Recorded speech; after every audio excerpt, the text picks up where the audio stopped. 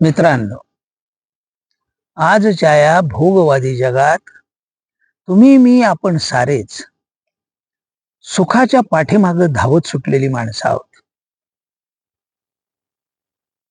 आणि सुख ही अशी गोष्ट आहे की जी कधीच मनाला तृप्त करीत नाही. पण आपण साधनं गोळा करण्यात सुख मानायला लागलो आणि समाधान नावाची गोष्ट हरवून गेलो. असंच एका मित्राच्या घरी आम्ही दोघे गेलो. त्याचा मुलगा 11वीला होता.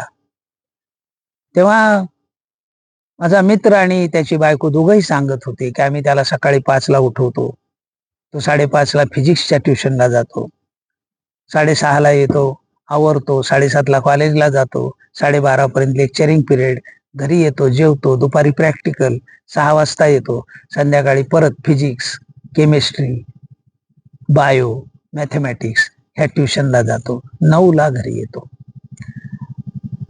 मी म्हटलं हे सगळं कशासाठी? नाही म्हणे त्याला डॉक्टरच झालं पाहिजे. मी म्हटलं का? हो म्हणले डॉक्टर झाला म्हणजे खोऱ्यानं पैसा उडेल. मी म्हणालो समजा MBBS नाही झाला, BAMS झाला, BHMS झाला तर? नाही म्हणाले बारक्या खोऱ्यानं का होईना पण पैसा उडेल आणि आमचं म्हातारपण सुखात जाईल.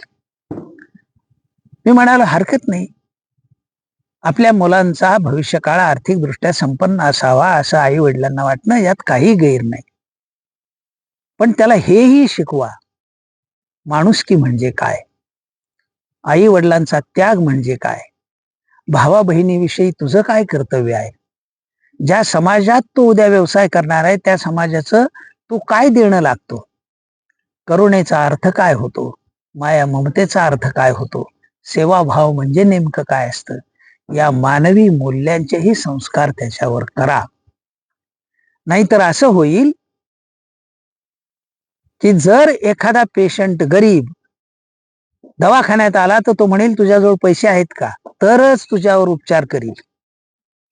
म्हणजे बुद्धीनं श्रीमंत, पैशानं श्रीमंत, पण संस्काराने गरीब, असला डॉक्टर झालेला तुम्हाला तुमचा मुलगा चालेल का? आणि तुम्ही तर त्याला आताच म्हणताय की बघ रे डॉक्टर व्हायचं, खूप पैसा मिळवायचा आणि आमच्यासाठी चांगला मोठा 10 खोल्यांचा बंगला बांधायचा, आमची बेडरूम AC, बंगल्यापुढे हिरवळ पाहिजे, त्याच्यावर झोपाळा पाहिजे, लॉन पाहिजे, आम्ही म्हातारा म्हातारी त्याच्यावर बसणार आणि झुलवायला नोकर पाहिजे. देशील का हे सगळं? देव वचन. त्यावेळी हे सगळं ऐकल्यानंतर, बोलणं झाल्यानंतर जे मला वाटलं त्याची ही छोटीशी कविता की बायकोला उद्देशून म्हणतो आहे की तुला किती वेळा सांगितले, तुला किती वेळा सांगितले, रोप लावताना लगेच झाडाजवळ फळा फुलांचे वचन मागत जाऊ नको. तुला किती वेळा सांगितले, रोप लावताना लगेच झाडाजवळ फळा फुलांचे वचन मागत जाऊ नको. आपल्या बाळासारखे त्यालाही नाहू माखू घालत जा. आपल्या बाळासारखे त्यालाही नाहू माखू घालत जा. अगं पंख फुटताच दिगंतात उडालेली पाखरे घरट्याकडे परततील याचा भरोसा राहिलेला नाही. NIR. अगं पंख फुटताच दिगंतात उडालेली पाखरे घरट्याकडे परततील याचा भरोसा राहिलेला नाही. अंगणातले झाड मात्र तुला सावली देत राहील.